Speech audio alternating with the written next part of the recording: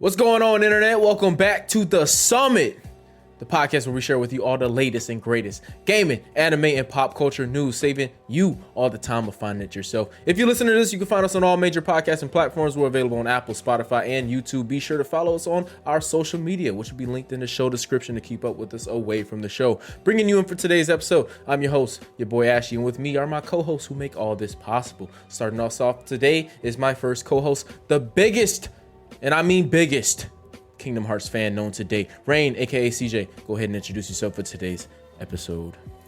That is so crazy. That is such a crazy thing to do, brother. But you know, it's your boy Rain, aka CJ. That's my gamer tag on Xbox, of course. My tag on Steam is Rain Jr. Shoot me an ad. You know what I mean? I love playing with everybody. I play anything and everything. You can find me live on Twitch, Rain_, aka _CJ, and I'm live predominantly three days out of the week. That nigga is not gonna add not one of y'all. Our next host still hasn't watched a single episode of Avatar The Last Airbender's live action, even though he was supposed to before this episode aired. Razor, SJS, go ahead and introduce yourself. You know me, the anti-Avatar guy. But I feel like y'all got it. You know what I mean? Like I just feel like I know where I can trust and put faith into my fellow hosts. So, you know what I'm saying? Y'all straight without me, but I'm here for everything else. Excuses. And our final host, he gets no introduction because he doesn't play games and he sure doesn't beat them. Striker, go ahead and speak your piece for today's show. Yeah, that's crazy, Eric. What day is it? I'm gonna let you get your intro out, but what day is it? Think about that while you say this. What does the day got to do with it? Anyways, yo, what's good, y'all? This is Striker. You can find me on twitch.tv, the almighty Striker. It's mainly where I stream. I'm streaming majority of things, multitude of games, and I beat all the games that I play. With that being said, let's go ahead and get this going. All right, we starting off Good Friday with a little cap. That's all right. That's okay though. It's still a Good Friday. Shit, damn. You gotta have some fine goals this fine Friday to accomplish. I did, and I accomplished them, I think. Anyone else? Anyone else? Yeah, same. Yeah, I did. But you did, and you accomplished them. I did. Ooh, what was on that list, Sir Striker? My workout. I had a workout this afternoon, and it was a good workout. Was you working on Elden Ring? Anything else? Same thing, bro. Same thing. I was doing back squats. Maybe we should give a little. Hey, Razor, what's the pretext to this discussion we talking about? What's the pretext to this? Oh, this is the first thing we're going over. Yeah. Okay, so you know, we were having a discussion about what year was this? 2019. 2019, I think. The year Elden Ring and God of War came out, and we were having a discussion over whether or not Elden Ring truly deserved Game of the Year. Wait a minute. I'm not the person. That was 2020. Against it. 2023, ain't it? Okay, 2022. That was last year? 2022. Okay. I was to say I don't feel like okay. So 2022, you know, God of War, Ragnarok, and Elden Ring came out, and I'm in favor of Elden Ring should have won. You know what I'm saying? I ain't gonna make no one else stand out. They probably gonna do it themselves though. But we had a discussion over what deserved Game of the Year. But the one person who think it did deserve the Game of the Year just so happened to have not played that motherfucker. You know, coincidence? I think not. So we're challenging him to play and defeat the game, which led to another argument about video game difficulty. And you know, that's just a whole nother piece that's really irrelevant. But like the Elden Ring or is that what we're talking about? The difficulty thing? No. We're talking about the bet y'all had. Yeah. Oh. Yeah, okay, so the difficulty thing is the bet. Yeah, so it's just a difficulty thing. So we ended up getting into an argument about whether or not basically Elden Ring is a difficult game. And to make us kind of like test our mettle, the one who doesn't think it's a game is making us play something he believes is difficult, which is Kingdom Hearts. You know, if you're out there, if you're an expert at Kingdom Hearts, you can have your little piece on that. I'm playing through the first one, Rain's playing through the second one, and Striker here is playing through Elden Ring, you know. And I feel like, you know, us Kingdom Hearts peoples have made some good progress, whereas I don't think we've gotten that same energy reciprocated for Elden Ring, you know. Damn. I feel like that's a personal bias, but yeah. Someone said he literally beat the game by today, but I was there for that. I don't think he has not 2 game rate runes yet, you know. Damn. Striker, what do you have to say to that? What's your response? Why have you been procrastinating? Why have you been slacking? I don't think he said a name on who was playing it, but shit. all right, I yeah. did. Did you? Oh, Yeah, okay. yeah. I name dropped all three of us in what games we were playing. Oh, fair enough. I feel like everyone's making a very decent amount of progress, collectively and individually. I feel like each game has presented some obstacles, and each person has been able to determine and figure out what necessary actions they need to do to actually overcome those obstacles. Some may have taken other routes and utilize resources disposed to them, but regardless of the fact, I think the main discussion, aside the bet was it's a personal thing amongst that group. No But one the mentioned that. main, huh? No one mentioned the bet. I don't think. They did. No, no, John did. that's not what John's talking about. Oh, then I don't know what bet you're talking about. About how you have to beat Elden Ring, we have to beat Kingdom Hearts, and you have to also beat Dark Souls 3. Let me get That's that a out bet? before I forget too. Yeah, I thought that was a Kingdom Hearts compromise, 1, but you damn sure gonna beat Elden Ring or something. Come on now, I ain't doing I this thought it for was my a own compromise. enjoyment. Yeah, If it I looked beat like y'all this was game, enjoying this. But huh? when? What's it? Every time I see you playing it. But No. besides the fact, You know, it does seem like you enjoyed the Elden Ring though. You enjoyed it enough to start a whole new playthrough of your own accord. if I'm gonna play the game, I'm gonna play it to the fullest and experience every aspect of it and see why y'all want Did you to do that with Dark believe. It's a Souls 3? question. Why didn't you do that with your first run? What you mean? Why didn't you do that with your first playthrough then? Because y'all didn't want me. Y'all wanted me to do a solo. Didn't even want people to help me. So No, that We is ain't not say at none of all that. what We I ain't say said, bro. none of that. I did not say that. I told you I would even. You could summon me to your I world mean, on Elden you Ring. and Razor didn't say it, but y'all did. Y'all ain't No, part of nigga, this. when we first started this whole discussion and you started to play Elden Ring, when I got the shit for you, I was like, I would play it with you. I bought it twice, nigga. Like, I rebought it on Steam to help you in case it wasn't crossplay. But then Yeah. you went down your other route. I mean, you make your own bed, bro. Every time. Y'all just forget to lay in it. No, I'm chilling. I'm chilling in it. You know, watching Netflix. How come you haven't been on that whole in a little minute? You know, Been busy. You know, been a busy lot going you have on, to and drop I'm gonna galactic. be going out of town this today as well. Mm. But no need to fear. No need to fear. The game is it'll get beat. Possibly not in the time that I mentioned or the time that I wanted. I definitely could have if I wanted to. The game itself, I feel, and in its entirety, that it really caters to an audience that choose their own play style. And I'll say that's one of the things I do like about the game, that I could play it however I want to, despite what others may believe, and despite whatever resources I use. The game isn't entirely as challenging as people may make it seem to be. If the game is challenging, then I don't know, maybe it's just not for you, which is understandable. Souls game in particular are really punishing games, and they don't reward what's the word? Uh, Basically being able to persevere and endure. It does not reward that. I disagree with that. What do you mean it doesn't reward you for persevering? Personal bias, but No, I mean, what do you mean? I'm trying to. What do you mean personal bias? I'm throwing the questions at you. I'm trying to get the facts behind this. no, What do you no, mean it doesn't reward you? I know. I'm trying to sum this up. Okay. I mean, I'm not done with the game yet, but I mean, once I but do, I'll have where'd my that personal full. bias come from? What?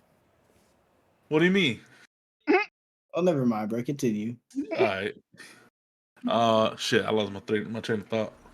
Oh, okay. shit. All right. Long story short, I feel like once I get done with this game, like I said, I'm gonna have a full in-depth review of this game and everything it had to offer. I will not be beating all the bosses. I'm gonna be beating possibly the quote-unquote most difficult bosses. And I feel like that should sum up the entirety of all the bosses and their difficulties. It may not I experience each and every one of their unique abilities or encounters. But if difficulty is based off of how strong a boss is, then I feel that kind of sums it all up in a nutshell. All right then. I just wanna break the ice. Just wanna break the ice and say that while y'all niggas was going through all that, I just pre-ordered Rise of the Ronin, so I will actually be beating that because I beat my games. Just wanted to throw Came that out of in there. nowhere with that, bro. It's totally You random. stopped playing Elden Yeah. Ring. I didn't play Elden Ring for real. No. I did start. So, like, no, but I feel in like- my defense, I admitted that I do not like playing difficult games. I do not like it. I admitted that shit. I'm gonna stand on that one. I don't like playing difficult games, and I don't like having my brain challenged for real in video games. But I did say earlier today in the chat, I was like, I do want to give myself the opportunity to give Dark Souls games a second chance and actually sit down and actually try to understand the game more. I think what bothers me most with Souls games is I just don't have the attention span to actually sit down and pay attention. You know, that's my problem. But I need to be a little bit more mature and start paying attention. But I admit the shit. Okay? I admit the Okay, shit. so like, I feel like for this conversation, we have to like talk about difficulty in video games from a basic fundamental standpoint, not look specifically into scenarios, right? Because like you say, Striker, that actually first I want to actually just because it's a smaller point, I want to address your point of you saying that the game's punishing. How is it punishing? I don't feel a game, especially a game that supposed to follow a practice or introduce practice mastery style of game design and introducing mechanics or design should immediately punish a player for being shown something new. Can you I give feel me like an that in example? itself is just bad design and not rewarding nor inviting or welcoming to a new player into a genre. Can you give me an example of when they did that to you? The very first time you encounter a boss. What boss is that? The boss at the very beginning. I don't know his name. What boss I is that? won't. I won't tell you the name because I don't know the names. I don't. So you weren't paying attention. It's not that they didn't teach No, you. You weren't paying not so much attention. that I wasn't paying attention. I You just. couldn't even tell me the boss's name, bro. I don't. Ugly. We'll go with that. He's ugly. That's the name That's of the not a boss. boss name. That is. Mm. It's You a, see, it's a how name I can you gave tell him. me that it's punishing, but like you're not taking in everything they're giving you. You know what I'm saying? Maybe it's How punishing. does because you didn't how does listen. remembering a boss name define or It determine shows like you that you shouldn't pay attention to any type of details, bro. to what his name? Yeah. That How you're not gonna remember the name of the boss you just fought, or that the boss that gave you a hard time and is a bad, stupid design. You're not gonna remember that. no, because it No. was annoying to begin with.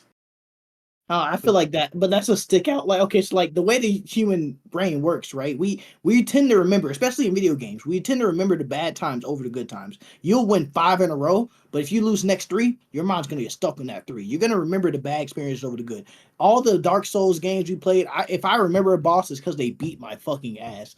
I don't remember shit that's easy and I one tapped. So if it gave you trouble or if it was stupid bad design, you'll remember it. Because you just started the game. You don't even have much progress in the game. So it's not like you haven't fought more than 10 bosses, bro. So I there's mean, I no feel way like you got that's the one that's putting stupid. everybody or that's categorizing everybody No, that's a into. general thing. Okay, let me ask the other guys here. All right, like CJ, how many games did you win today in COD? 3, How many did you lose? 4. Which ones are more memorable? The losses, like that one Okay. I just took because of somebody. All right, do you remember No, who you man, lost to? Do you remember the names of who you lost to? That's Yes, not- I that's do. Because I irrelevant. played them niggas like Bro, twice. Here you go. He still remembers on top of it being irrelevant. He played It's him irrelevant. twice, though. Yeah, it's He irrelevant. played- I'm for him answering your because COD question. is I feel like that also kind of factors into remembrance. It's not a difficult situation or whatnot. The difficult situation or a memorable moment isn't defined by something that was Can you tragic. give me an example that you actually can remember so I can actually combat you on something with details, concrete, Any examples like that? I mean, I don't necessarily remember how I lost, but I mean, I guess I could say the Tree Sentinel because I fought him over and over. The tree sentinel is optional. And if you But, decide I mean, it to was bank the your head first up thing I against them fought. for the first, yeah, but it's optional. You don't have to fight it. But regardless, you said to give you an example. Like Yeah. now you're discrediting the example that I'm No. giving you. Like, How, I mean, what the are we game, doing here? the game doesn't punish you because you don't have to fight them. You can go around. If you don't want to fight them, you don't have to do it. It's not punishing to skip an optional boss and come back to it. That's what you're meant to do. Like, The how is game it doesn't. punishing? I mean, How the is it game punishing doesn't. that you chose to bang your head against an optional boss? The at level game 2? doesn't tell me that. It does not communicate It that. shouldn't have Nor to. It it doesn't tells have me to. what it shouldn't have to. Like I said, that's horrible The design. whole Then how is it horrible design? Do you not like if thinking it for doesn't yourself? communicate nor You want give a game provide, to hold your hand if and it everything it provides does? me a Wait, specific mechanic okay, where it what was it? What introduces an should it have enemy told with you? a What health should it with a have told long you? health bar, then What should it have therefore told that you? means that that's a boss. So What? by default, I'm gonna attempt to defeat this boss. Okay, what should it have told you? Like, what warning should I have gave you then? Because you're I mean, saying it's exactly that. What I punishment. just said. What's the warning? What? It What What? do should you have mean? been What's the warning? a pop-up. No, I'm stating. I'm not talking about a warning. I'm stating that the game has produced a specific behavior.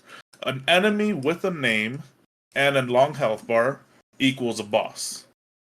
So if bosses Let me are stop some you there, bosses bro. are Hold optional, on. Because you're yapping. That doesn't have anything to do with what I'm asking, bro. Nigga said What yapping. what is the like? What do you want them to do to like answer I your? mean, your question is not what I'm talking about. You're trying to redirect or I'm not detour the redirecting conversation here. anything, bro. You're redirecting. No, I you're swear deep. you can go into circles when you start talking because like why did you mention the whole health bar boss thing? That was totally irrelevant to the situation. It wasn't. They, It wasn't. like okay, you're trying to say the Because game is I'm talking punishing. about bad punishing and bad game design. What is punishing in bad game design? What in Elden Ring is punishing in bad game design? You haven't given me any concrete This answer. is why we're going in circles. Because you're choosing your own narrative and conversation that you want to have. Like I said, the game is punishing My God. because it doesn't introduce, it does not let you practice, and it does not let you master. It immediately expects you to master by punishing you. It doesn't. Or You haven't beat the you game yet. either You haven't played any defeat or hard beat the bosses. boss. You're playing the Or easy bosses right now. What do you mean? This is your time Huh? to learn.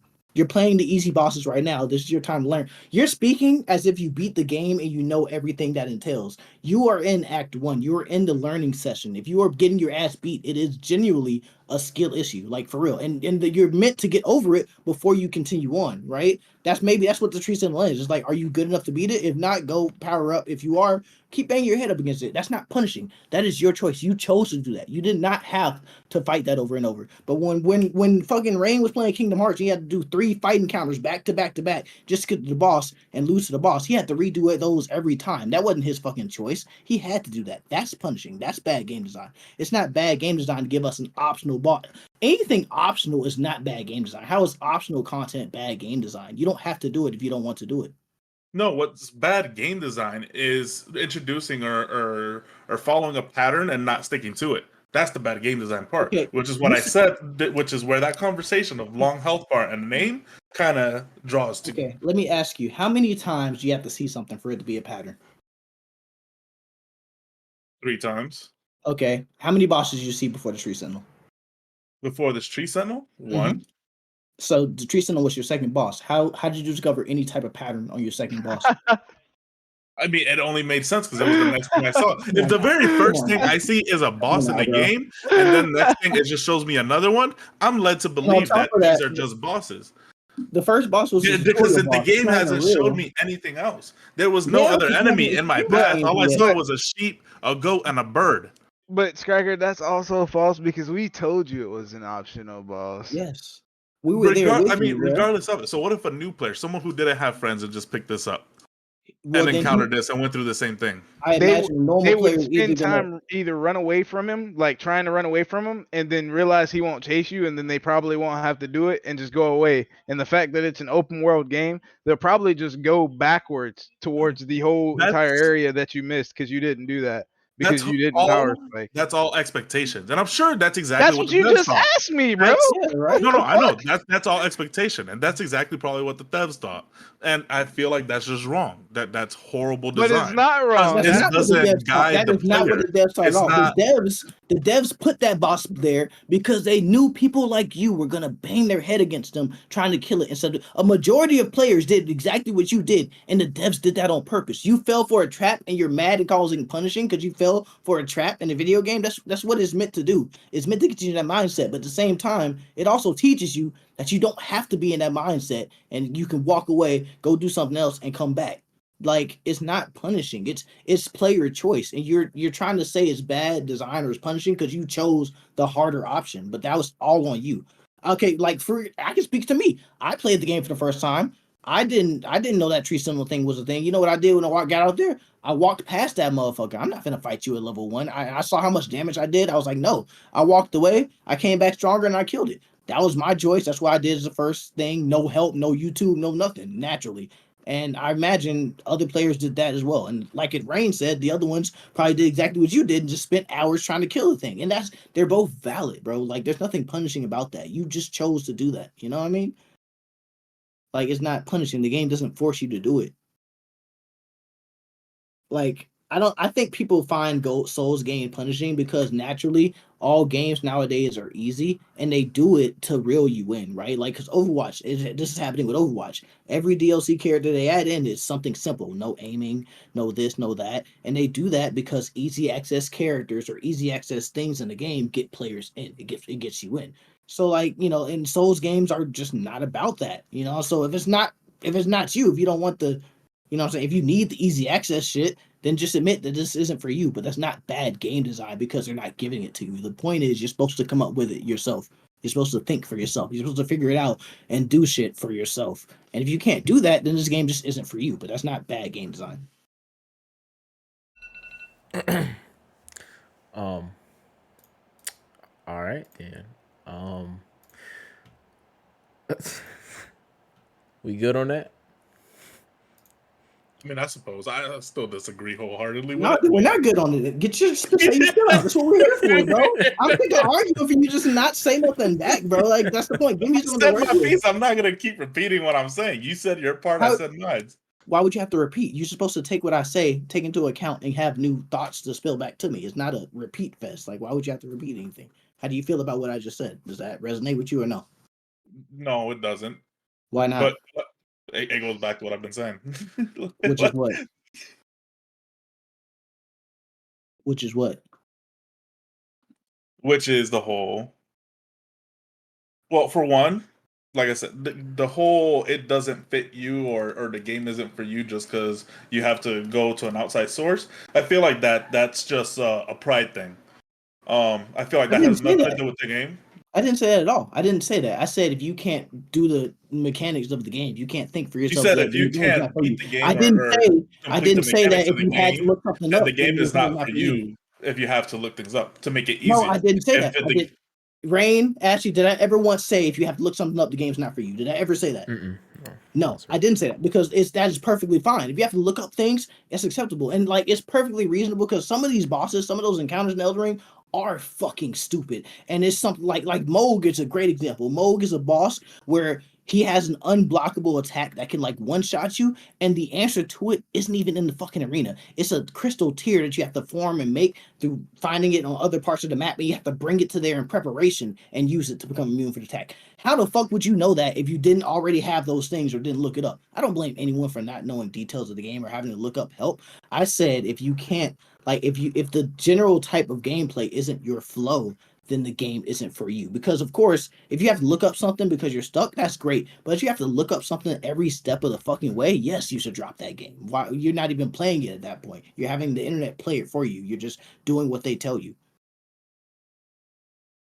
Yeah, I mean they make game guides for a reason, bro. I don't think nobody, shames you for looking up something that's challenging, but Right? Those are in like your that's like case, the most popular like I content. feel like that what you did and how you're trying to justify it kind of it negates the fact. Like I mean, if you played a game for the first time, that's like saying I don't even know a different game I could use the analogy in, but like you went into the game and if you just chose to be a sorcerer and you wanted to do a sorcerer build and like naturally did it, that would be, that would be you playing the game and exploring the game. But you said that you had an idea of a sorcerer build you wanted to do, so you looked up a sorcerer build, but which in fact the video link that you shared said most OP sorcerer build.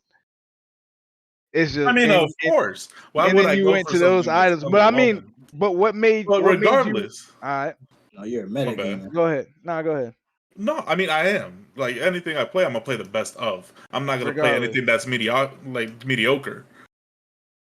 no, I'm Why would saying I go for a regardless. media that's gonna ruin my gameplay and absolutely like hate How the is it gonna game. ruin But your that wouldn't gameplay? be the game's fault. So you making a genuine build from your own like mind would ruin your experience of the game. Yes, because I don't know what I'm looking for. Or I What? don't know what to piece together. Because I don't know the game like that. Would that not be a part of the experience? No, like looking for the things and No, exploring. because the game doesn't guide you. The game I mean, doesn't tell you where you personally, can go to my find piece on certain that, things. I The feel game like doesn't present you a menu besides certain basic spells or items that you can find at shops. It doesn't present you other items that you can find that are much more powerful, that the game even knows are much more powerful and scaled a lot higher, but is out in the open or in the world, and you got to explore to find it. What do so you my mean piece by on that. present to you?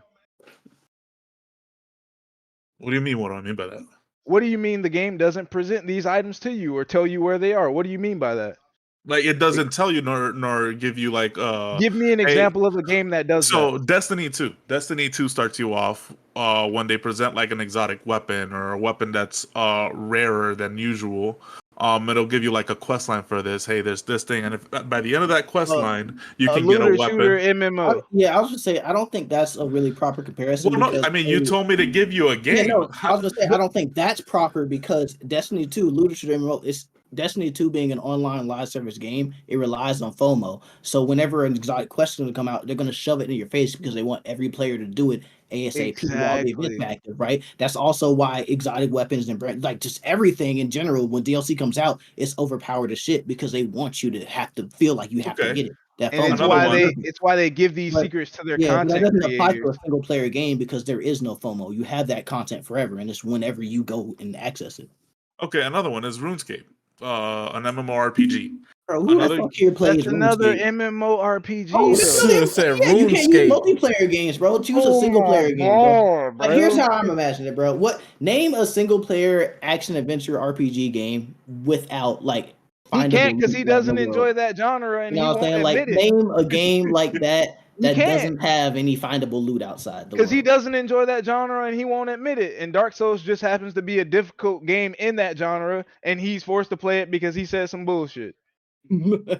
Because, like, I was gonna say, you said something. You said word for word, strikers. Like, and they expect you to go out there and explore to find it. It's like that's the point of the game, bro. That's the And point of that's exploration why of the they game. made it And open like world. you also said, they don't guide you on things. That is cap. You don't pay attention because they do guide you on things. Whenever you first interact with something brand new, a pop up will happen. It will tell you what this is, what it's typically used for, and things are consistent. Like, for instance, you were talking about your member having more spell slots. You don't know that you're supposed to look for these wizard towers for that because you haven't explored and you don't pay attention to, like, what the game tells you about the lore and the things around it. If you want more memory slots, you got to look for the wizard towers, solve the puzzles to get inside, go to the top, and there's usually a memory pendant up top so you can get another slot. That's something you didn't pay attention to. Like the snake, the stone sword keys. That's the perfect example that you did pay attention to. You mentioned, like, oh, these are for that when you grab one and it showed you. So how does the game not present you with information? It does. You're just picking and choosing when you want to pay I mean, attention those and are what key information. items. Yeah, exactly. So what are you talking? They give you examples. A weapon and things like that, those aren't key items. The game will tell you The about key game items. should I would never have hope. to. They're not gonna show you Why where would the they best show you things where the are best because things in you're the game supposed are? to explore, Typically, the bro. best things are hidden, and just your job to find them and explore. And like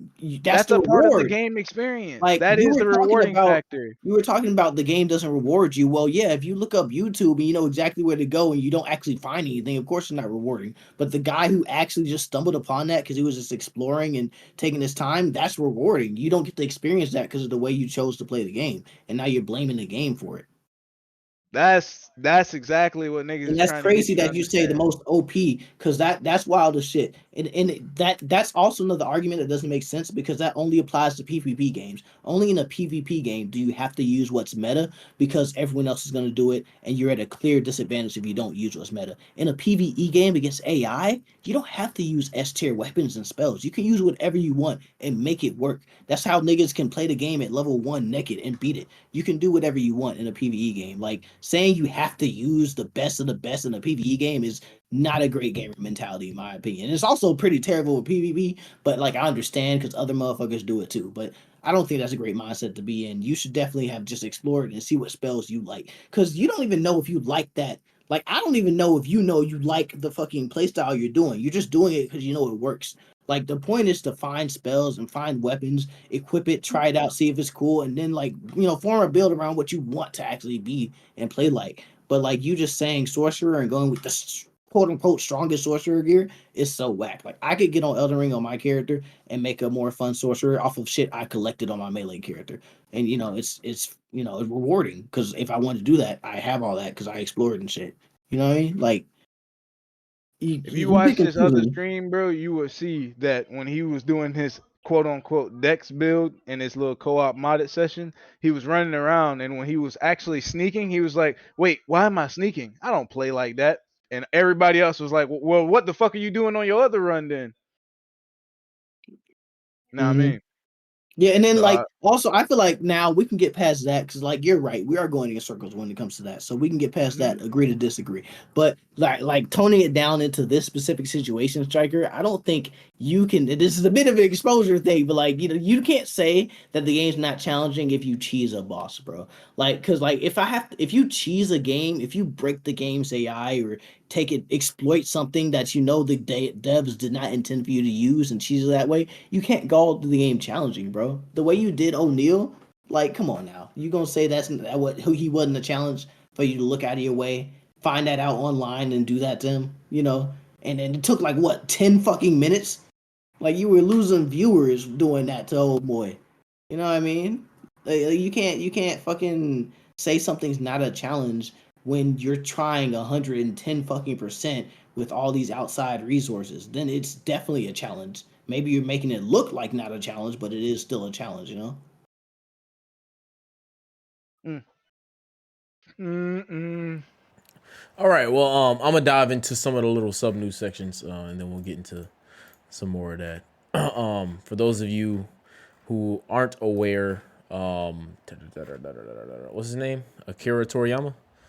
Akira Toriyama has died at the age of 68. That's the creator of the Dragon Ball series.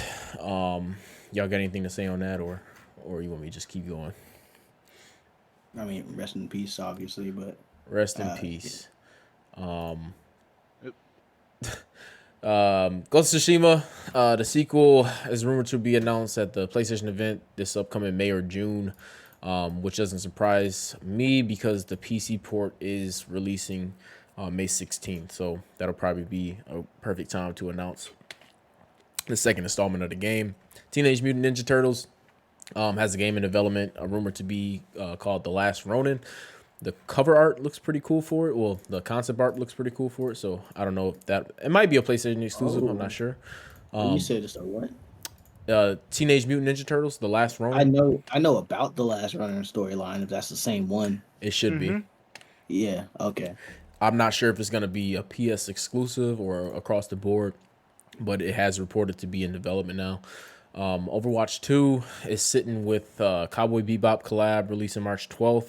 And Season 10 reveals a Diva Porsche skin. So those of you interested in spending some dollars on those, there you go. Helldivers 2 has a new Warbind launching March 14th, which includes new armor, weapons, and etc. Suicide Squad has somehow made conversation in the podcast 3 weeks in a row now, because this time PlayStation apparently is issuing refunds to players experiencing game-breaking bugs. But here's my little gripe on that, right? What game-breaking bugs was in the game, and why were certain players experiencing it but not everybody? I mean, I played it on PlayStation. Sean, you played it on Hardware. PlayStation. I did. I It played got it. better as it came out. Yeah, I don't understand like what PS players were experiencing game breaking bugs that they had to get a refund by. Like they didn't go into detail about that. They just probably want their money back, bro. I want my money back. Then I beat the game. Ooh. I thought you wanted to try season 1, gang. I do, but like the rumors are that apparently there's some rumors going around. Nothing confirmed, but there's some rumors going around that Suicide Squad is apparently thinking about making their game free. So my thought about that is, if the game gets made free, right, free to play, which would be kind of smart, but if it gets made free, what about all the players that paid 70 for it? Ask us Destiny players. Has that happened to y'all? Ask those Overwatch players. Oh, It has not happened to us, brother. so no getting the money Welcome back. to the club. Yes, sir. Damn, You've been got. that sucks. Mm-hmm. Hogwarts Legacy is getting a free update this summer. Let's go. Developers did a Let's thank live you in. to everybody, and they were like, basically, thank you for the support. Here's a free content in the summer. It's releasing. Don't have a date yet, but expect that for all those Legacy fans. That's pretty much it for the gaming news before we dive into the EA discussion. As far as our tech notes, we got the PlayStation 5 Pro. I actually want to talk about this a little bit because I want to pick y'all brains on this. The PS5 Pro, since PS5 is entering its half its life right now, it's rumored at 4K 120, right, with an MSRP of $49.99. One, do y'all think that the PS5 Pro is going to be able to play games at 4K 120? And do you think we're going to see a price of just $500 for that?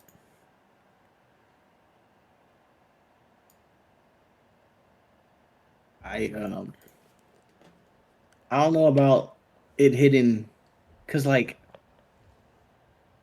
we thought the PS5 was gonna be not 120, but we thought the PS5 was hitting like 60 FPS every game and all that, and that's not true. So it's gonna be kind of like one of those things where it's up to the game devs more or less. I don't know. I feel like they might boast that that's the cap, but like who's realistically gonna like make those or port those games for that? I feel. And the price, I have no idea, but they're greedy. It'll probably be 500 is probably the least. That's what I'm saying. That's a pretty cheap ass price though for a machine that's rumored to cap out at 4K 120. I mean, the PS5 is reaching 120 right now, and in some games, I know there's a lot of games that support 120. Definitely not at 4K. I'm not even sure if it's pushing it out at 1440, but definitely 1080. So my thing is, with this PS5 Pro, obviously they're gonna sell it at a loss, but I just don't see that being feasible. So I don't know. Like I said, the 4K market is very small right now anyway. I mean, people get excited for seeing 4K, but people don't even have 4K monitors. So I don't know why people get excited about that. I would say that's the biggest thing to argue there. Yeah. Is that 4K aspect. Like, there's really no point. Well, only games really pushing 4K are big AAA studios. Yeah. And a lot of these indies don't have the resources to push 4K. No, not at all. So it doesn't matter in that sense. And at 120 FPS, at that point, you're gonna really be giving up quality then to do 120. You're not gonna have both 4K and 120 at the same time. Yeah, I don't see that happening because we still got options right now on the PS5 and on these current gen consoles. What's gonna end up happening is they're gonna make it and push it, but it's not gonna be $500 at retail. I don't think so either. I just think that's too low of a price. Because I mean they're gonna sell at a loss regardless, but 500 is just way too low. I mean, what was the Razor? You bought the PS4 Pro when it dropped. What was it, the same price as the PS4 when it first dropped? I don't remember, bro. That's kind of old. It is kind of old. I feel like the Pro was no more than like 300. Definitely no more than 300. Yeah, I think it was 4. It's looking at it was 4. I think the biggest example was when they dropped the PS3, the big fat one with the Blu-ray that they discontinued because they were selling at a loss. True. When Blu-ray was big, this is gonna be that exact same example. Okay, it's looking like the PS4 in 2016 was slim was selling at 300 and the Pro was selling at 400. Damn, 2016. That's almost 10 years ago. So it's selling at 400. So I don't know. That's going to be a real big hit if they sell it at 500. But if they do, hey, you got a PS5 Pro, for 500. It should be released towards the end of the year. probably the same time that all the consoles come out. Was it September, October, November time frame? We should see an announcement for it coming up this summer, honestly. But no more details have been revealed for the PS5 Pro. The Switch 2 has been delayed to the earliest possible date, which is March 2025. Nintendo's still under a lot of fire when it comes to the Switch 2, and there's not much reported on it still to this day. But all they did say was the earliest possible date that they could release it would be 365 days from now. So everybody waiting on a Switch 2, gonna wait a little bit longer. Hopefully they push it out longer. Right? I mean, it's going on 7 years now. They just need to get it done right. They need to stop giving us these half-ass consoles. It is a half-ass console. That technology was old when it dropped, but hey, people bought it. It's third selling console, so you know. Nintendo. Right? It's just because it's Nintendo. Next up, Microsoft is debating the future of Xbox consoles.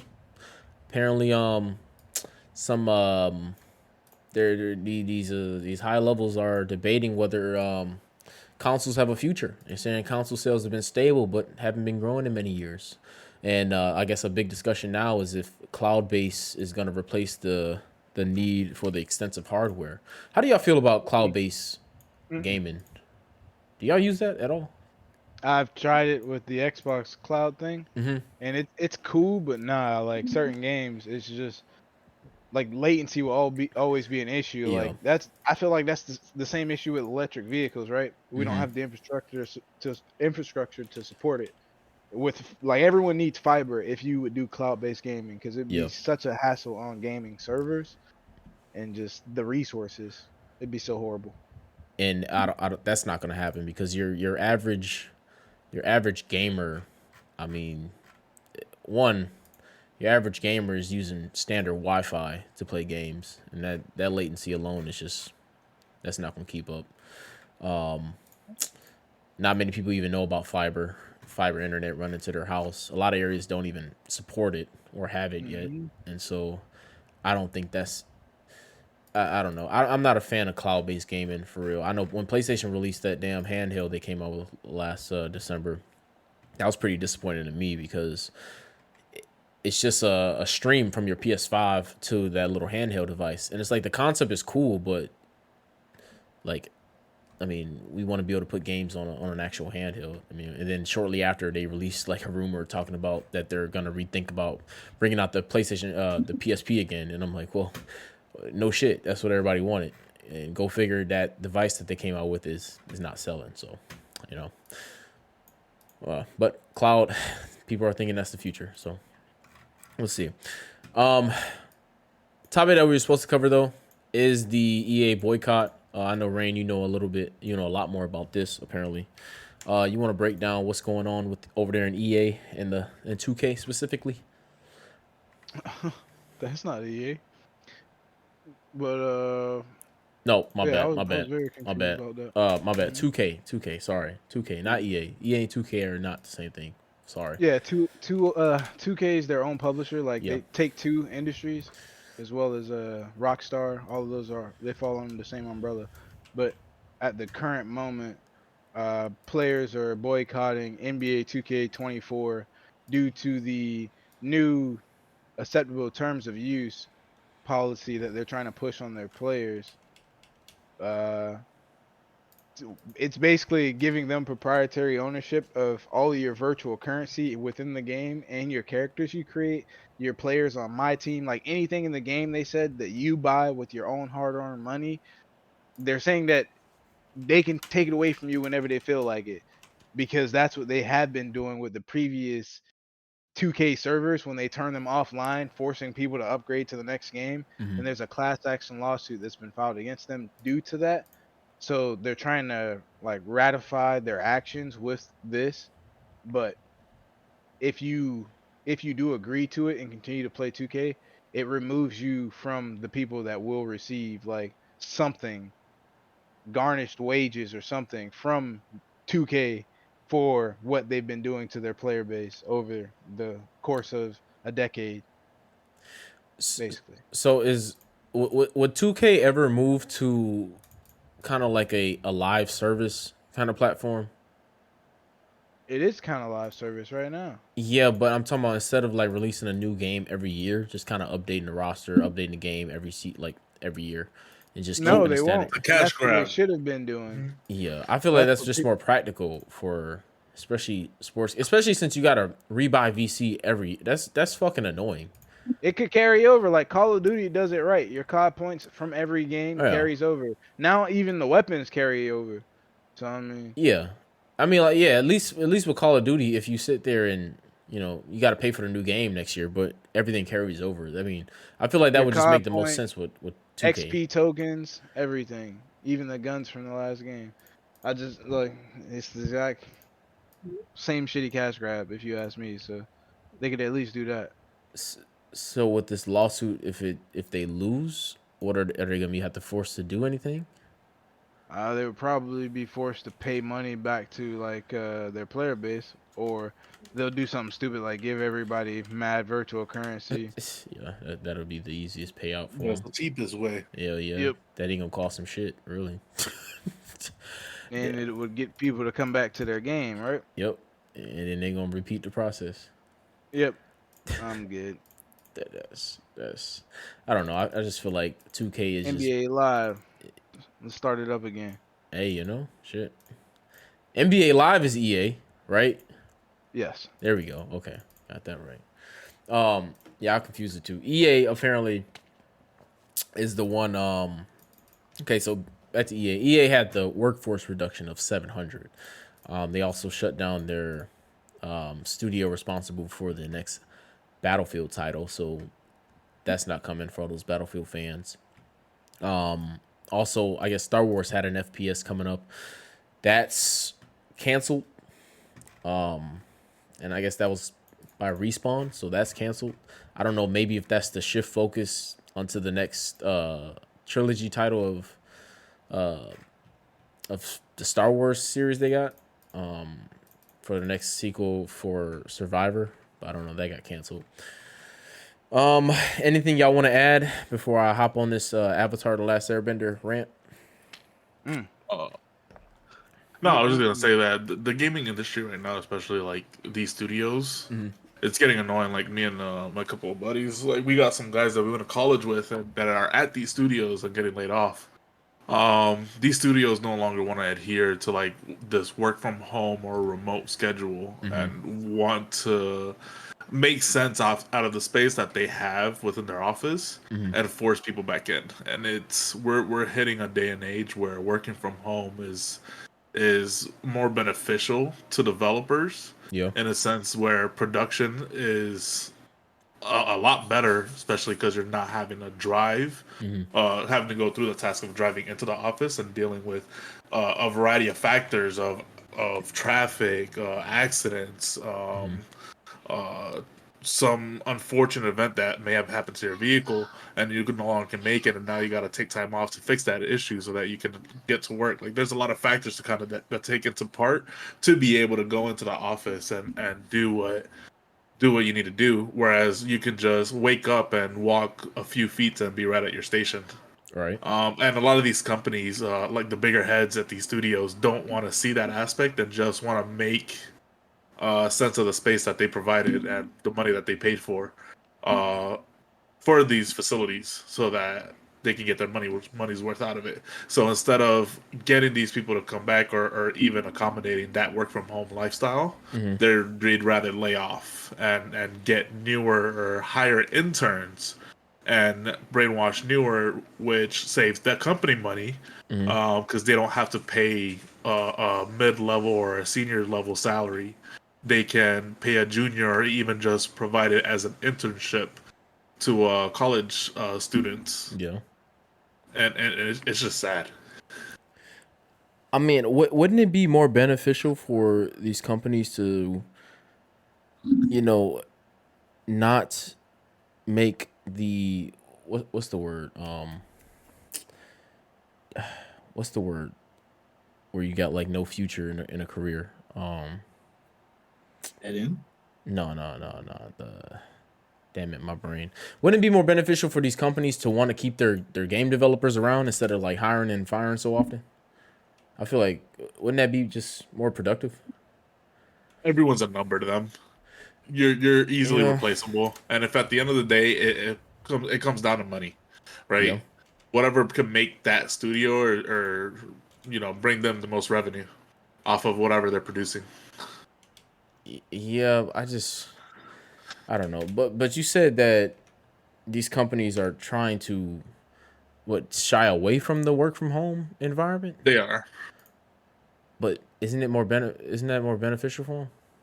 It would. I feel like it would be. They will no longer have to have such a big building or even on campus. Yeah. But I feel like since it's already done, why? Like in my opinion, they could rent that out to like these smaller studios, like the ones that are actually developing, since they are just the publishers, and just make space for them, right? And rent out the space for them, and they take a cut, rather than taking a big cut out of the game that they're publishing. I don't know, like that whole side is the whole marketing thing and whatnot. I didn't go to school for accounting or none of that stuff or whatever. So as far as like money aspects, I don't really know the full details and all that, but I feel like it would make sense. But is this whole work from home thing is that even still a thing that's going on? I know a lot of people are doing it, but not even just for developers. I mean, like with the world. Oh like, okay. Is that still becoming like increasingly popular, or are there being drawbacks on it? I feel like a lot of websites have come out, and like even a lot of ads now are being pushed out to promote work from home, just because it's easier to provide a station or even have the employee use their own home station, and they just kind of set it up with softwares that they need. Yeah. To work from home than having to bring them on site or having to pay a relocation. Yeah. Right. Okay, yeah, that would make sense.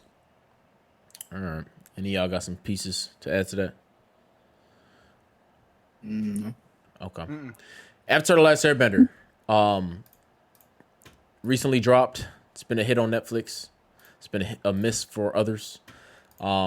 They did confirm the next 2 seasons, so we will be getting book 1, book 2, and book 3. I got a lot to say about this live action adaptation. Definitely better than a movie. But it's a you said what? I said 1,000% better. Yeah. Have you finished it, Striker? I did. Okay, cool. All right, so I'm gonna spit my opinion, and then I'm gonna let y'all spit y'all opinions on it. I know Rain got a fucking opinion on it, so I'm gonna spit my uninterrupted opinion on this show. Avatar: The Last Airbender, the live action, it dropped the ball a lot for me. Okay, I'm gonna start with number. I should have like drew out a list so I can keep my mind on track. But I'm gonna start off with Aang, right? Aang, the actor who plays Aang, or Aang's character, he bitches and moans too much for me. It's just too much whining. It's too much whining about, oh, I'm the Avatar and I don't know if I can do this. I got a huge responsibility. Boo-hoo, I lost my people. I don't know if I can do this. I'm supposed to do this alone. Bro, shut the fuck up. I ain't trying to hear none of that shit. I want you to be the Avatar. I want you to step up to the plate. I want you to get the job done. Okay? Number 2, for me, some people don't agree, but I think Azula's character representation is way off. I don't think Azula is not this crybaby ass spoiled little kid that they're portraying her as. I mean, yes, Azula does go crazy towards the end of the series, but she was never whiny and acting like some kind of just like, it's just, she acts childish in the show. Like, and then Ty Lee and fucking the emo bitch, their names haven't been addressed yet. One, I don't even know why they even had them in season 1, because they didn't do anything. They provided nothing for the character development of Azula. They could have literally just waited to put them off until season 2 and season 3, and then they didn't even mention their names. Like, who are these characters? Like, yeah, we know them, but I mean they're always around Azula in the show, so it's like, are you gonna mention who they are? Like if you're not, you can just leave them until the next season. I mean that made no sense to me. But Azula is she's conniving, she's evil, she's jealous. They portrayed the jealousy a little right in the show. She's very powerful. They did they kind of showed it a little bit in the show, but I don't know. It's just I wasn't feeling her. I was not feeling Azula. I'm not feeling Zuko. Zuko's an asshole in the animated series, and in the show he's being portrayed softer. You know, he's being portrayed really soft, especially how he talks to Iroh. Like if you watch the anime, Zuko's an asshole to Iroh. He's always talking back to him. He's always snappy. He's always just an angry teenage boy that was banished and has, you know, his daddy issues. Here you're seeing Zuko be portrayed as just I don't know. It's like he has mixed feelings. He's not sure who he is. Well, I mean that's kind of the same in the show, but he's soft. Like strap some nuts on, my boy. Be Zuko. Zuko was a straight up asshole. This is not no asshole Zuko, and I don't know how I'm feeling about that. Yes, I get it. It's not a 1-for-1, but you know, let me get to some of the stuff they missed. Iroh. Obviously, in the final episode, he mentioned, well, Zhao mentioned some type of connection that Iroh has with the spirit world, right? Iroh has a great connection with the spirit world. I don't like how when Iroh was captured, they didn't show the fact that Iroh could see Roku's dragon when Aang was flying to wherever Roku had him. When Aang was flying on the dragon to meet Roku. I feel like that was a very important piece that they just dropped and missed in the live action that could have been it could have been a nice foreshadow, you know, and they just missed it. Like in the show, that was a very important aspect when he was on the back of that little animal being kidnapped by the Earth Kingdom, and he sees Roku's dragon flying with Aang on top. And that was a great hint in the show that, hey, Iroh has a connection with the spirit world. Nobody else saw it but Iroh, you know. My last one for now, I don't like how Bumi was portrayed. I really do not like how Bumi was portrayed. In the animated series, if anybody remembers, in the animated series, Bumi put Aang through these 3 little challenges, right? Before he revealed himself to Aang. In the live action, he automatically just, you know, says who the fuck he is. Aang automatically knows who he is. I didn't like that. That was a little backwards to me. Like, what's the point of doing the test if, you know, you're not gonna save the reveal to the end? Also, Bumi never showed his strength in the live action. I don't like that because, as we all know, Bumi is a member of the White Lotus, which are a very enlightened group of individual benders. And so I don't know. I really did not like Bumi's portrayal. They played him just too just goofy and dumb. And yes, Bumi is a goofy individual. He really is. But he's also very wise. And he's very smart. And he's a very powerful earthbender, even though he's over 100 years old. He's very powerful. And they just failed to portray that in any way. And they just went with the whole, he's goofy, and they ran with it. I'm done with my piece. Y'all can harp on me. Go ahead.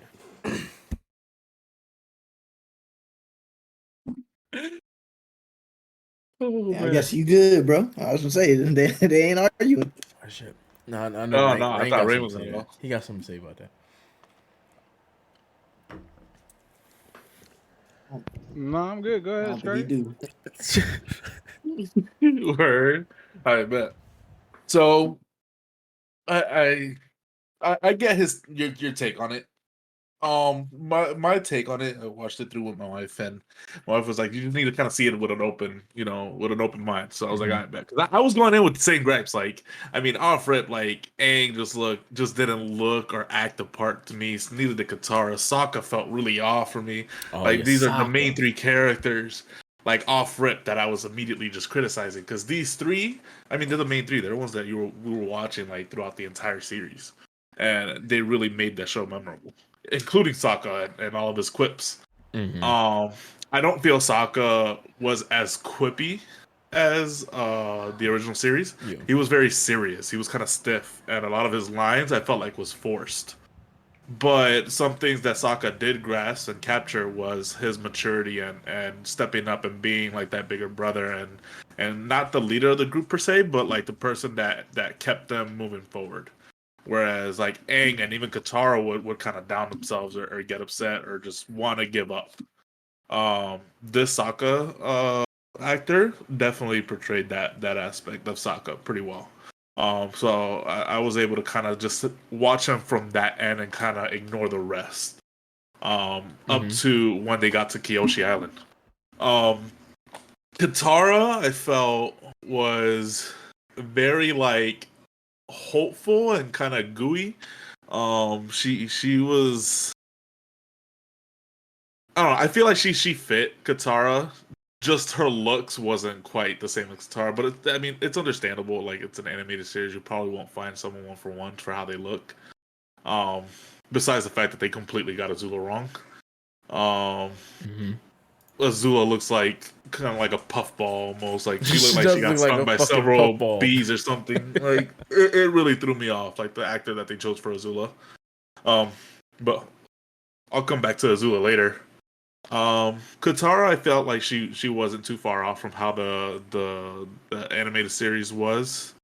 I just feel the story and how her lines, her dialogue, that they use, it wasn't quite the same. But it's understandable because they can't really rip the script one for one and just actually have them read the entire thing that they did in the animated series, I guess, due to copyright issues. So I get it from that point of view or that standpoint. Aang, after a few episodes, I feel like Aang was probably the most accurate character in that show. And I say this in the sense that not so much how his voice was or how he was, how his acting was, but more so of who Aang is and who Aang was. Aang was a person in the series that complained a lot about being the Avatar, even so much so that he gives up being or entering that Avatar state several times just for Katara. And I feel like Aang definitely, this Aang definitely kind of captures that and through his body language, portrays that I did not really want this power. I didn't want to be the Avatar. I hate that my village or my people pushed me away or forced this upon me. And when they got to that Monkey Yatso scene, it was just as powerful as it was in the show when he got upset about it. So much better than what they did in the movie where he just kind of like smiled and went straight up and then came back down. This show, like, you can really feel like he was hurt. All of Aang's emotions can be felt by the audience, and I kind of like that aspect, and I feel like this kid is doing a good job with Aang.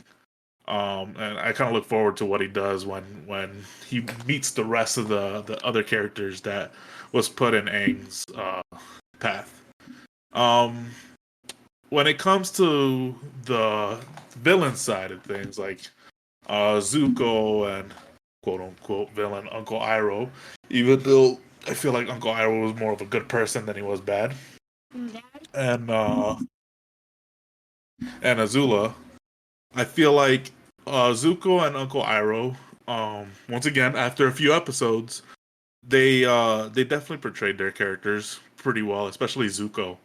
I feel like the Zuko we are currently seeing is more of season 3 Zuko. Yeah. When he's kind of going through that change of heart and he doesn't know if what he's doing is actually for the good of his country or for the good of the world, or if he's just doing this just to kind of prove his father.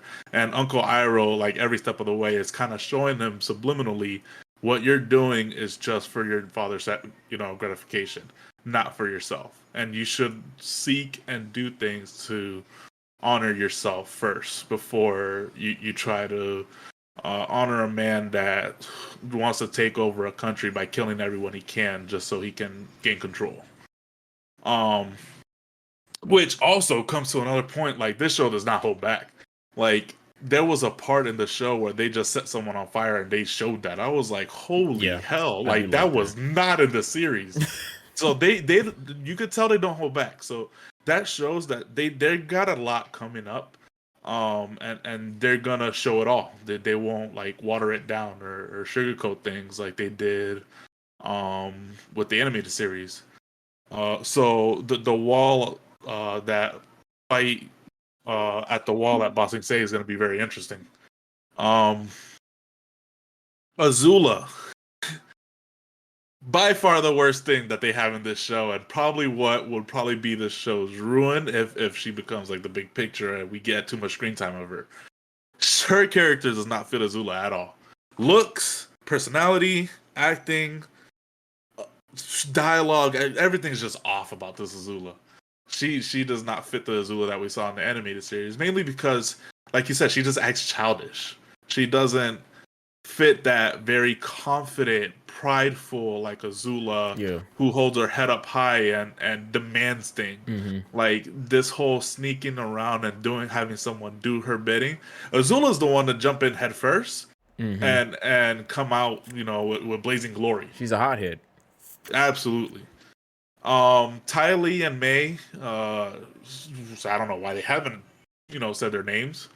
Once again, they almost look like Azula's like real life sisters. Like once again, they're chunky individuals, and they don't look like their characters in the show. But once again, like I can understand, they probably couldn't find that 1-for-1 like Ty Lee or May and whatnot. Their acting isn't what those characters were from the show either. Like Ty Lee was a very giddy, energetic, and very like almost more on her hands than she ever was on her feet kind of person. Yeah. And then May was very like almost sloth-like. Didn't want to move, didn't want to do anything, almost didn't have energy to live at all, practically. Yeah. And she was standing for quite a bit of screen time. Overall, the show, however, I feel is doing very good at telling the story where it missed some parts. I really wish they would have shown things like the fight at Kyoshi Island with the serpent or the penguin sledding. Oh yeah. Which would have led to what actually triggered the signal for the Fire Nation and what caused Zuko to come to the Water Tribe in the south. There were some key aspects that didn't quite align with the show, but once again, I get it, understand it, due to the whole copyright issue. I just feel like they were a little bit more closer to what that animated series showed us than writing and filling in the script to kind of create content. But overall, I feel like the show is doing really well, and I give it to Netflix. They did good with producing this. Okay. Yeah. I'd agree. I'd agree with besides those things, I'd agree. They did a good job with it. I do want to take my take is with the how the show looks. It's very beautiful. I'm not gonna lie to you. At least I thought that the artwork was pretty great and the CGI was pretty great in the show. Oh, absolutely! The bending, the water bending, Avatar states when Aang turned into that the fish spirit, like all of that was great. That water elemental was spot on. The glows and the effects, everything is so far really enjoyable, and it does have that nostalgia factor. So, my take on it is personally, I enjoyed it. Like blanketly, I'm gonna say I think I enjoyed it. Overall, my biggest gripes with the show probably would have to be with the cast, I guess, because or the cast or just like the acting coaches, because like particularly Katara, she doesn't show like a lot of emotion with her face. Yeah. Or like in her action, she's very like she seems the same in every scene. Like there's not a lot of emotion besides when her hair is let down and she's fighting the dude for women. For women. Yeah. And it's like besides that, the love, like there's been nothing to indicate that Aang would have any feelings towards Katara yet. Yeah. in any way, shape, or form that I've seen. And I'm not gonna lie, I think because of the age gap, it's gonna be hard for them to do that going forward. So I'm interested in what they'll do with that plot wise, because I personally I don't think it's gonna be a 1-to-1. Like the entire series isn't gonna be 1-to-1 due to how they're structuring their seasons, like Yeah. how they're covering books, because they've included a couple of things in these first 8, I think, episodes Yeah. that weren't necessarily in book one in the actual cartoon. But mm, besides that, I like some of the casting. Like I felt like Jet played his role very well. He embodied it. Like he was a pretend bad boy. That was pretty smooth. Uh, I like what they're doing with Zuko personally because it shows his character growth and character development. And you guys could say it's too quick, too soon, and that's not how he's supposed to be. But I don't know about that because I mean, Uncle Iroh being with him's whole purpose, everything that he's doing, he's trying to show his nephew that the Fire Nation and the world is bigger than the throne, and he wants him to get that through his head and understand that his father's only concern is the throne and the Fire Nation, which is why when he visits all these other nations or sneaks into these countries, he's always just chilling, walking around, talking about tea. Like he knows war. Like Yeah. he led the war when they broke the wall of Boston Say the first time. Like Hmm. you know, Dragon of the West. And they got a nickname in the streets. Like they know what he's about, and they said his nickname during the show. So I Hmm. mean that in itself, like if a nigga got a name that's known like internationally, that's clout, bruh. Yeah. So I feel like they didn't have to do anything else. I did like what he did to Shao at the end. I'm still personally I'm lost. I don't know if Shao is actually dead, but Zhao, He's General gotta Zhao, be. I don't know if he's dead. He looked like he was a He burnt got crisp, right? cooked. You I know, thought so. I Yeah. thought I was tripping, like a gang. cookie. I You was like, know. I didn't remember him dying like that, He but I was didn't. like, He got maybe. trapped in the spirit world in the original. Yeah. But and I liked what they did with Aang in the spirit world thing, like when the spirit of the ocean took control of him and Yeah. went out there and did his thing. They did that scene really well. Yeah, they Like did. animation and everything and CGI like I was talking about. I appreciated that. Don't I don't know about like they're already calling Katara a master of waterbending, so I I feel don't like like that. she's gonna be the one that has to teach Aang waterbending now, which is different than what the story embodied. But like I said, it's not a 1-to-1, so it's just those are things Yeah. that we got to see how it plays out, how it works. Personally, I I don't know what Scraggle was saying. Ty Lee is not chunky, not her casting. That 17-year-old girl is very very slim and small, but she was not embodying that role as best she could be. I feel like they probably needed an acrobat with some Yeah. acting, coaching, playing that role. Uh Azula, yeah, she was chunky. She was definitely chunky. She is chunky. That was different for sure. He said, And I mean, I don't know, that it is what it is in that regard. But what the way that she did perform on scene, like her controlling General Zhao's movements, like being his spy in the Fire Nation, or her being him being her spy on her brother mm, for her or whatever. It's too many hers in one sentence. I think that it showed like her connection to it and everything. I don't know. She always seemed bratty to me in the anime the entire time. I mean, her like she's basically guaranteed next in line, right? And her concern is her brother and what he's doing. And I'm pretty sure they snuck out because they dressed as like assassins, like Earth Kingdom assassins, and broke into the Earth Kingdom at one point, like early on before. But they changed it up, and she was the leader of an invasion this time when at the end the misdirection of mm, the battle of the north, they were actually invading Amashu. Amashu. Yeah, and she was leading that. I don't remember that happening in the actual cartoon, but could have. I'm not No, sure. it wasn't her that was leading it. They Okay, eventually yeah, did. Well, Boomy allowed himself to be captured. yeah, In yeah. the anime. Um, But I do like Boomy. I mean, I feel like Boomy is Boomy.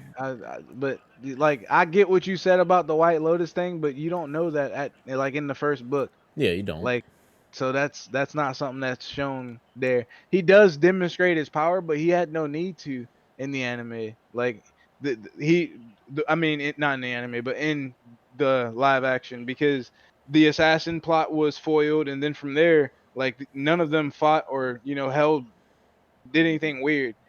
Aang wasn't gonna fight him because, like you said, he revealed himself to him immediately, so they had no like reason for them to actually fight. But he did still play little pranks, like, and did his little trial thing. Like, I feel like they paid homage to how it went down in the cartoon. But Yeah, and my other gripe.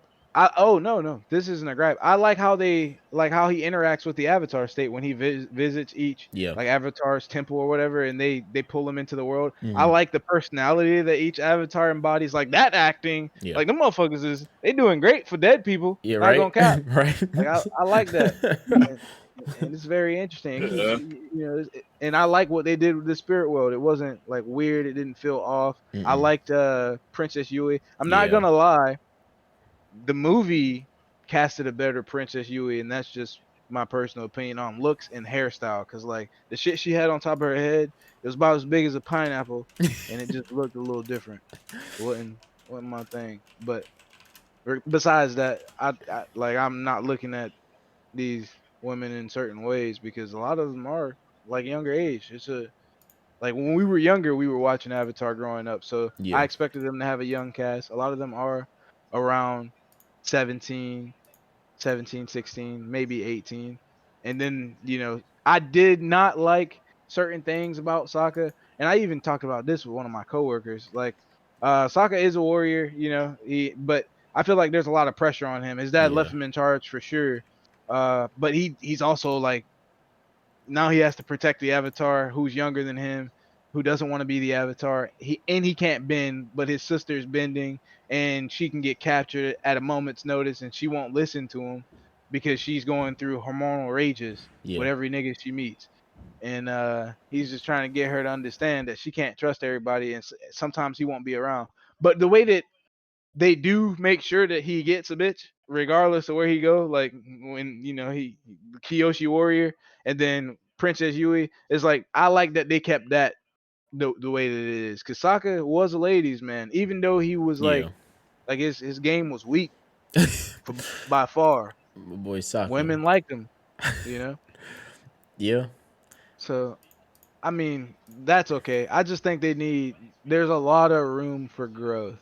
But if we had these same concerns because they are confirmed for a second book.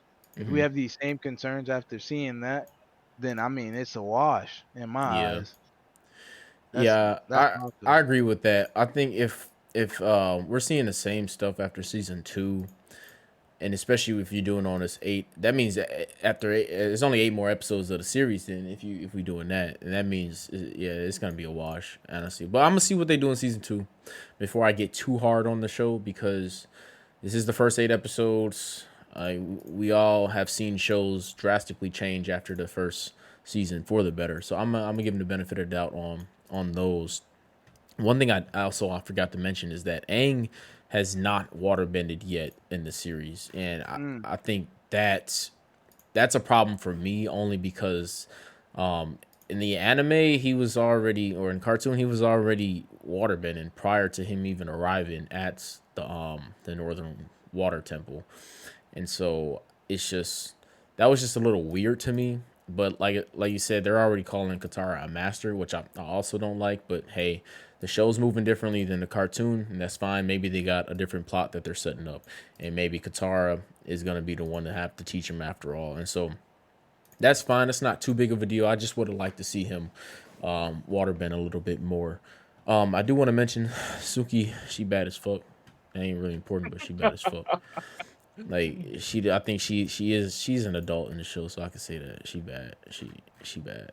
But yeah, the avatars did definitely have a solid representation. I did like the story that they put in with Avatar Kuruk. I really like that because even in the cartoon, he's barely even mentioned, and we definitely don't see him. So I like that touch. And there's definitely things that they did well in the show. It's just Yeah. something as I just couldn't get past. Like Azula, I wasn't fucking with Azula. Yeah, no, like I said, that's gonna be harder to watch later on too. It is. I'm excited for season 2 though. I am. If season 2 does open, Book Earth. I Yeah. don't see how she can lightning bend, brother. How she can what? Lightning bend? Lightning bend, yeah. I Oh, don't see already? it. Yeah. Oh no, I don't. That's what I'm saying. I just don't. I don't. But the thing you said about Zuko too, like I said, Zuko, he does feel rushed, but I can let that pass a little bit though, like you were saying, because the live action is gonna be a lot shorter than the actual anime. Like, there's a lot of stuff to cover in such a short amount of time. Like, the show's not gonna have 21-hour episodes. You know what I'm saying? It's gonna consist of 8, so we're gonna probably get only 24 episodes out of this whole series. That's a lot of information. That's a lot of events to pack down, and that's kind of changing my opinion on the way they kind of put a lot of plots into one episode. Like that, what's his name? Theo, the little cripple boy, the inventor. yeah, and his dad. He wasn't in Omashu, and that was confusing me because they were found at the Northern Air Temple when Aang was at a campfire and he heard a rumor about flying people, and then they were like, "Yeah, no, they're at the Northern Air Temple." They went to Northern Air Temple. They found all these people flying on gliders, and that's when the inventor was introduced, and they found out he was working and supplying the Fire Nation. And I get why they kind of merged that into the whole plot with Omashu, because obviously they're really short on time with these episodes. But it was just kind of weird stuff like that was kind of like throwing my radars up. But understanding that they are short on time, I can kind of see why they did stuff like this. All I'm saying is they better get Toph's introduction right. Like, if there's anybody like I have high expectations on, that's a lot of pressure Toph. for her. Whoever playing that character. She got a lot of pressure right now. Nah, for a lot real. of pressure. That's gonna be because Toph is vital in this series. That's just a lot of pressure. I did like how they did Momo. Not gonna lie, I ain't gonna spoil it, but Rain know that what part I'm talking about. Strike, you know what I'm talking about. That was kind of nice. All right, he had his little moment of truth. On that one. Yeah. Mm-hmm. I like that. They gave Momo some screen time, some actual good screen time, and no, they did. They definitely did good. Now, because obviously we have 2 seasons already confirmed. Like, the whole series is confirmed. Do you think they're going to do the same thing for Legend of Korra?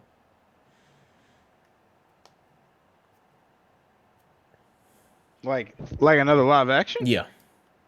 Oh, I don't know. It depends on the number. If it does well, maybe. But I wouldn't expect it. Yeah.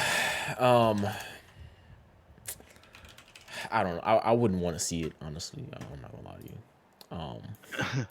I don't know. If it does well, it probably will. But I had one last thing. My bad. I didn't like Sokka and Katara being in the love tunnel. Yes, the love tunnel. Yeah. I mean, weren't they in the? Nah, it was Katara and Aang, because that was like kind of the start of their love story. Yeah. But I mean, that kind of goes back to like how you said, like the age gap. Like, yeah, but they could have I put feel somebody like- else or something. I don't know that. if y'all knew. They What are they about to be? Swamp benders? Come on, now. This ain't Alabama.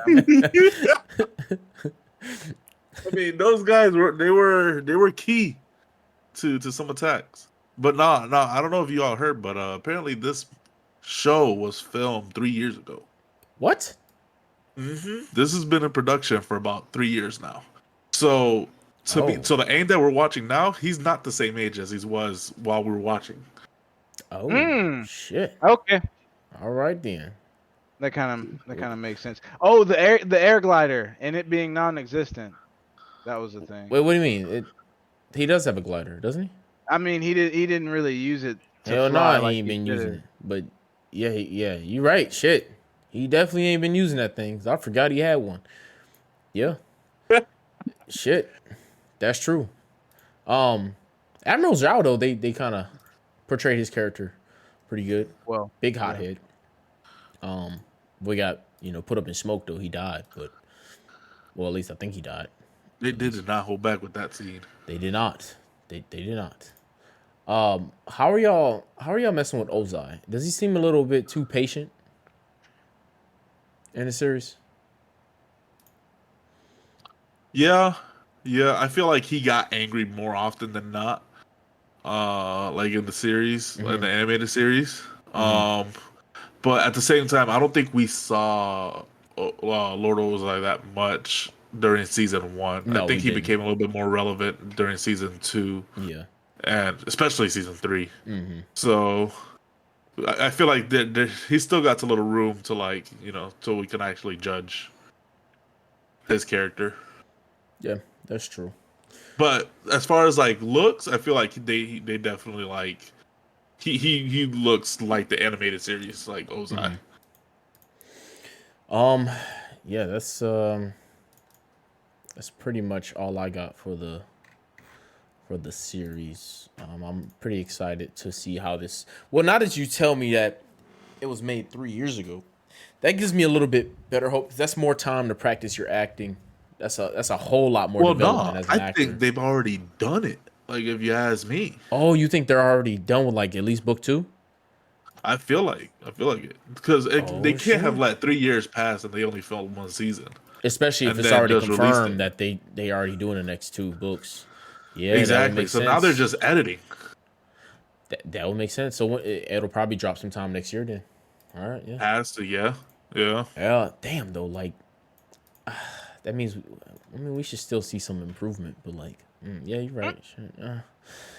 May not see that much improvement then. Now that I think about it. No, we probably won't. That leaves a lot to question.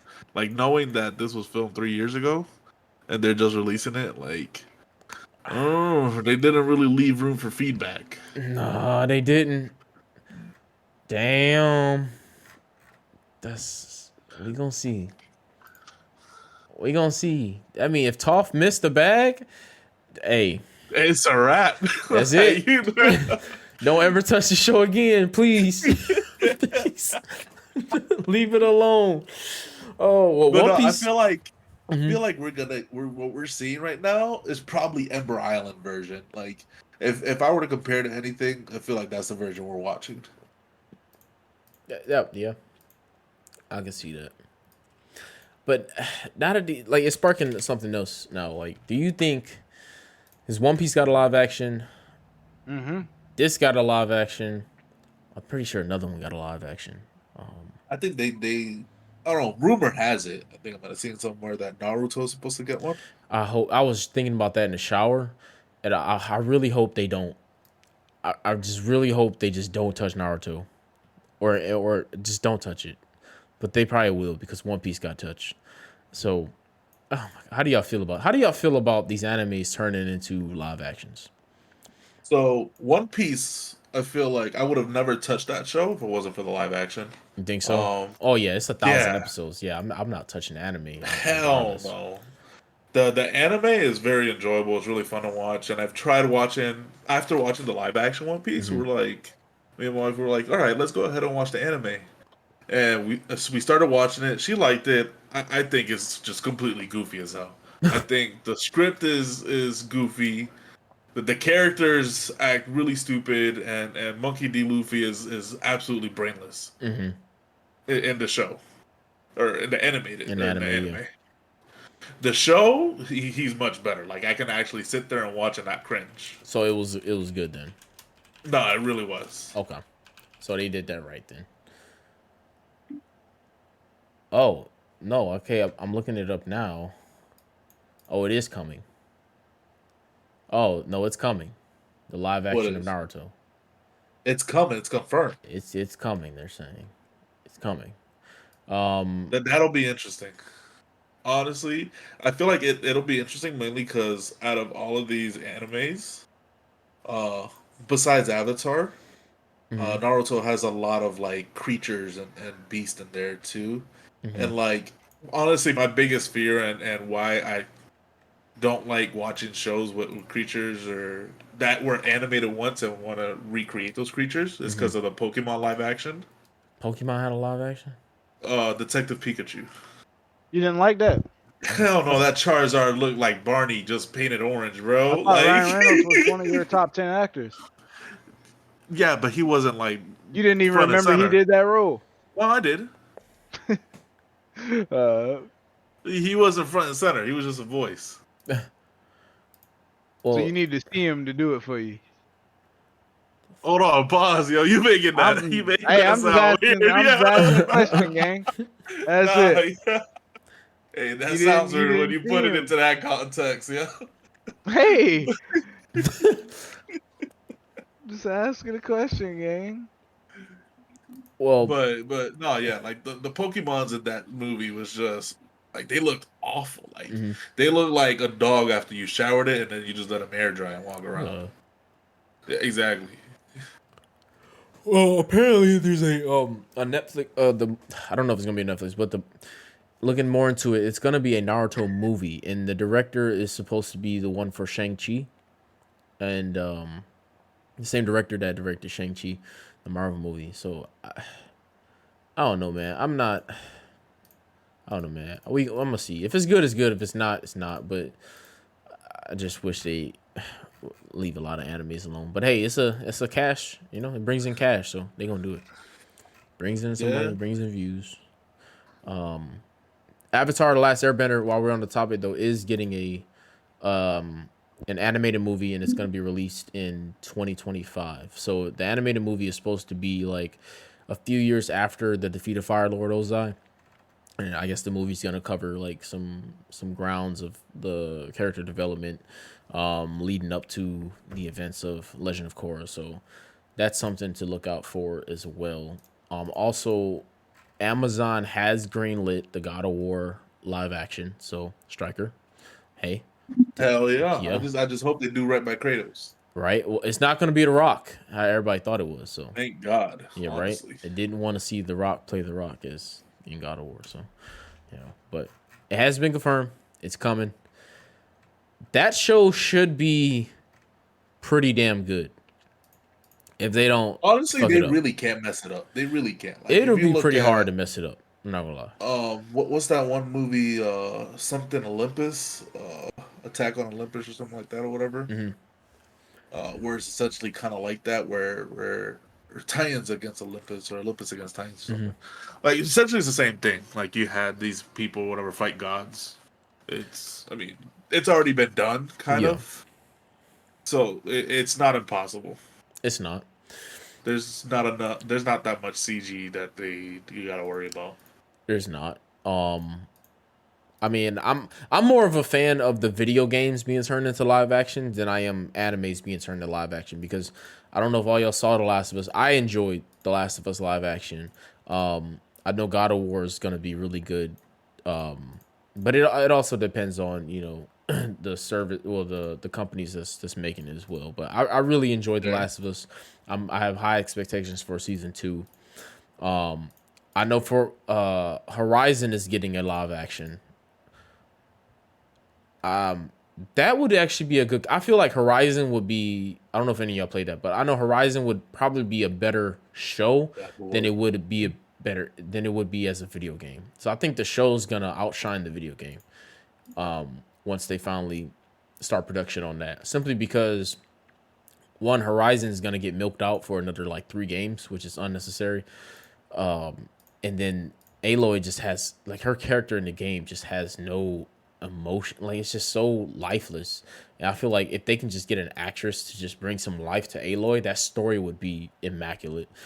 But that's just my take on that. Sean, They could just play Angelina Jolie and just play it safe. yeah, but they need a younger. They're gonna need somebody Damn, younger. my mic was muted. Uh-oh. But tough. Nah. You good? What was you saying? Nothing. It was the Angelina Jolie thing that did it for me. Oh shit, yeah, bro. She a little old for that one. I'm gonna say. I don't know. Angelina Jolie? Nah, ain't no way. Nah, she can't play. I mean, if you Aloy, think bro. of like action, like adventure movies, like Bro, this she's bitch 50. What you saying? Bro, Ain't see her lately. stop, man. She not playing no Aloy. Fine white. Fine wine, man. She is fine. That's all I'm saying. She's too old though. She's too old. But I don't Look know. her I'm up, looking bro. forward to it. I'm looking at her. I'm looking at her. Hey, your hornball ass sending all these damn. I ain't saying nothing. All right then. I ain't saying nothing. What about Scarlett Johansson? Playing Aloy? Yeah. Nah. Let me look at Scarlett. Playing Aloy? Nah, you need a redhead. Who's some nice redhead actresses? Oh, what's Black her face? Widow? What Stop are you it. No, talking but about? natural redheads. Jennifer. I was gonna say Emma Stone. Really? Emma Stone, she might not land that role. I was gonna say that Hispanic actress. Who? What's her face? Oh, the one that played in Wednesday? No, She's not a redhead, but not Ortega. No. I'm talking about the one that played in Bodyguard. She was in Grown Ups Bodyguard cast. or Hitman's Bodyguard. Mm. She was also in Grown Ups. She was Adam Sandler's wife in that movie. Salma Hayek? Yes, her. Jesus Christ. You didn't know her name? Bro, I Who you forgot. talking about? she's not a 60. redhead. Yeah, she's definitely. She's 60? Bro, she look Yeah, good as hell for Her boobs 60, get bigger bro. every year. Her boobs get bigger every year. God damn. Every year they get bigger, bro. She gotta be dropping a bag on her body every year, bro. She claims they're natural, okay? Get the fuck out of here. They don't grow like that naturally. Get the fuck out of here. At 60? Lying. Motherfuckers be capping, bro. Look at these things. Look at these things. Damn, they melons. Damn. Okay, Salma. We see you. Rain Don't see we? you. Tough. Nah, Striker, bro. Why you naming these old actresses, bro? She's 60. We need some Just young, trying to fit the role. need some young actresses, man. Play her, bro. The girl like 18. Oh shit. Yeah. Oh shit. Razor, where you been at? What's up? I've been here this whole time. You got anything to add before we close out? No. Damn. Why would you ask me at the very end? If I didn't know if you had. I didn't know if you had something to bring up. Nothing like that. Damn. You got something you need to talk about or nah? I just said no, bro. What the fuck? All right, my bad. Damn, what you playing? I'm not playing anything. I've been sitting there. Are you just listening? Mm-hmm. All right, Nice. shit. Anybody else got something to add before we close out? That could Closing arguments, closing notes. The Last of Us sucks. I am. Stop Oh it. shit. Stop it. Don't even. Oh shit. You said closing argument, so I Don't felt do like it, I bro. could. Did you watch the show? Oh man. I saw the first episode and it was just like the very introduction of the game. I'm about to close the episode up, bro. You have a tendency to not finish it and say it sucks. Did you play the game? I played Sonic. Sonic the movie's really good. I Third one's said, did you coming. play the game? You heard what he said, bro. Hey, get the fuck out of Striker, You heard bro. what he said, bro. Did you bring up Sonic? I Yes. did. Get the bro. Yes, he Get this did. nigga You out of heard here, what he man. said, gang. He said that bitch confidently too. He made me think I was confused, man. Like, what the fuck did I ask him? Oh man. All right. Fuck, that shit threw me all the way off. Fuck. Oh, you Well- don't like head dogs? Fuck Sonic. Damn. Like, That's what I'm saying. well, wrapping up today's episode, we want to thank everyone who made it out this far. Today's show. All we ask for your appreciation is for you to spread the love by sharing the podcast with a friend. Why you had to go ahead and drop us a 5-star rating on all supporting platforms. This helps the algorithm promote our show, which helps us with bringing in brand new listeners. Don't forget if you want to reach us out. Don't forget if you want to reach out to us, you can always find us in our Discord server, which is linked in the show notes. As always, this is the Summit, and we will see y'all on the next one. Peace.